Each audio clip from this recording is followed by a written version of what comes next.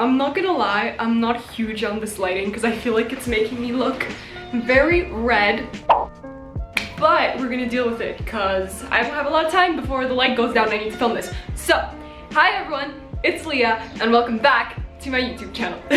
So today, I am actually super excited and hyped and pumped up about this video because it is literally the video that I have gotten the most requests on. Today, I will be talking to you guys about insomnia. Yes, about insomnia. So, wait, first of all, before we get started, I just wanted to show you guys the cake I made because I made a cake today and it's like so fluffy and like perfect and like, you know, like squishy. I don't know, I outdid myself and I'm so proud, so. Amazing. Like I said, today we will be talking about difficulties sleeping because a lot of you have been having those during quarantine. You guys are not alone. Literally, if you type in Twitter insomnia, you will see thousands of people tweeting about how they haven't been able to sleep properly since quarantine has started. It's a thing and it sucks, but it's a thing. So in my personal experience, I've never actually experienced that bad of an insomnia. I only have trouble sleeping when I am in a place I don't feel comfortable in. So if I'm sleeping over at a friend's house that I don't know that well, or if I'm like sleeping in an Airbnb or a place I just moved to, I'm not going to sleep that well because I'm like, since I'm not used to the environment, my body is kind of more aware. Like the whole time I was in Canada sleeping in a dorm room, unless I was exhausted, I would have trouble going to bed because I was just really stressed out and I didn't feel like it was kind of an adequate space for me. The first thing I want to address, I literally like wrote down my notes with my ugly handwriting so I don't get off topic. This video is going to be a little bit technical because I want to talk to you guys a little bit about how sleep works and why it's so important. So if a word is kind of weird to you, like any complicated terms or words I find kind of weird, I will like put them in subtitles so you guys can look it up if you don't really follow, but I will try to explain it as clearly as I possibly can, even though most of the times I don't even understand what I'm saying, but you know, YouTube. So first of all, how does sleep work? Very important question. So there is something that our body adheres to and it is called the circadian rhythm. What is a circadian rhythm? It means we function according to the sun. Now this was more true before Thomas Edison came along and was like, hey guys, here's a light bulb, but it's a rhythm that we have still kind of stuck to. And basically how this works is when the sun begins to rise or light begins to enter your room in the morning, your body temperature rises, which means your body starts to awaken. And then that body temperature is going to peak during the day. And then like kind of early afternoon, it's going to start dropping a little bit. That's why oftentimes around 2 to 3 p.m. or right after you've eaten, you feel the need to nap. Because your body temperature just kind of goes like, bop, you know, like it was like, whoop, and then it goes, bop. Me explaining psychology, this is great. And then it's going to keep on dropping until it gets to the low evening, which is also why sleep deprived people often feel very, very cold, because when you need to sleep, your body temperature drops to be like, hey, time to go to bed. So that's why if you haven't slept or if you pulled an all-nighter, you might feel really, really cold. So sleep is extremely, extremely important. And I'm saying this because there is this whole college culture around all-nighters. Like if you pull an all-nighter, you're a college badass. You're like, you haven't studied as hard as me for this test because like I stayed up all night studying. And like, no shade to people that pull all-nighters. Like if that's something you can do, great. But if you are a person that needs sleep, do not stay up studying all night just because you want to be like all the other university people, because it is not healthy for you. For so many reasons. First of all, sorry I keep on looking down, just I'm looking at my notes because like some of this I don't have completely memorized, but sleep deprivation has a lot of negative side effects on your body. What I'm about to talk about is not really the effects that like pulling an all-nighter will have on you. When I say sleep deprivation, I'm talking about not sleeping on a long term. Like I'm talking not sleeping for weeks straight, like or sleeping 1 hour or 2 hours or 3 hours per night on like a really long span of time. So if you have insomnia here and then, this obviously isn't going to happen to you. But I think it's important to mention it. So first of all, sleep deprivation is basically going to activate a hormone in your body called ghrelin. And ghrelin is a hunger hormone, which means that if you're stimulating it, you're gonna get really hungry. So the reason why sleep deprivation makes you gain weight is because it is literally triggering that hormone, and that hormone is the one responsible for telling you to eat. You know, it's the hormone that makes your stomach growl when you're hungry. So if you're not sleeping enough, you're gonna be hungrier, and it can lead to weight gain. So that's one of the negative side effects of not sleeping. Another one is that it slows down your metabolism, which is another reason why it makes you gain weight. Since your body isn't well rested, a lot of functions are going to start dropping, such as your attention span and also your metabolism. So it kind of makes sense in a way. Another thing, it's going to raise your cortisol. Cortisol is a stress hormone that produces fat in your body. When you get really, really stressed, for some reason your body produces fat. So sleep deprivation activates that hormone, which is also why you are more irritable when you don't sleep, because your stress hormones are over the roof all the time. Like, I don't know if this happens to you, but sometimes I am so exhausted that literally someone can say anything to me and I will start crying.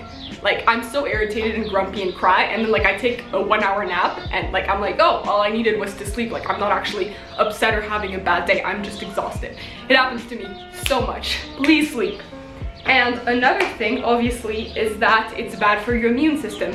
You need sleep to fight off viruses and infections, meaning if you're not sleeping, you're so much more likely to like get sick. Which is why when like you're pulling an all-nighter, like to party or whatever people do during all-nighters, that's why the next morning you often feel very sick, but not like hungover sick, more like I'm getting a cold sick, because your body can't fend off the infection or the virus. So that's why you need to sleep, kids. So when you don't sleep, there is something called a sleep debt that activates, and it is basically a debt to all the hours of sleep you haven't had. So say you haven't been sleeping for 2 weeks, or when I say haven't been sleeping, I mean like you've been sleeping 1 to 4 hours during 2 weeks.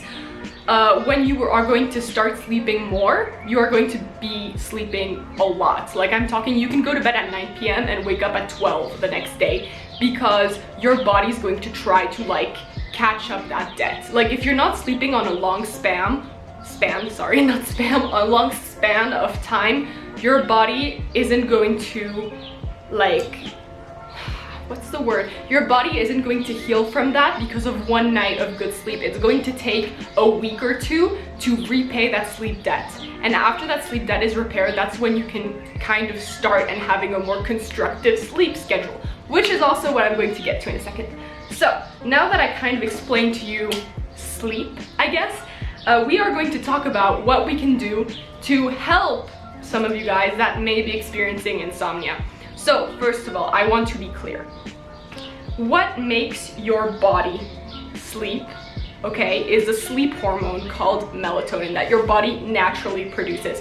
When your body temperature rises, like we talked about in the circadian rhythm, your body is going to start producing less melatonin because it's going to start waking up. How does that work?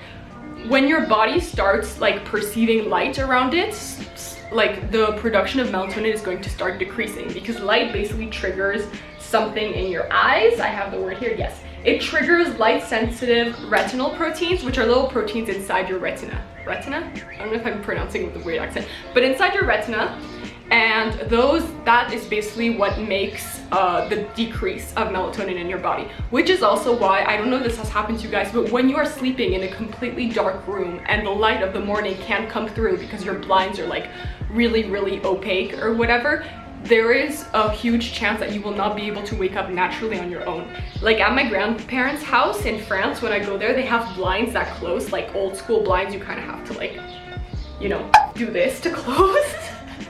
And they block the lights completely. So if I close them 100%, even if I go to bed really early, I do not wake up by myself, because since the light doesn't sleep in, the light sensitive protein in my retina isn't activated, and therefore my body doesn't get the memo to start decreasing the production of melatonin, which is why it is crucial to not sleep in a completely 100% dark room. Since we're talking about melatonin, I do want to say there are little hormone pills, little melatonin pills you can buy in a pharmacy and take. However, It is strongly advised by every single doctor and psychologist, you do not take those pills unless you are at an extreme sleep deprivation. Why? Your body is a natural producer of melatonin. If you start feeding your body melatonin, it is going to stop producing it by itself because it is going to get used to you giving it to you. So it's going to be like, oh, she's giving me melatonin, so I don't have to produce it anymore. And it's just going to stop producing it.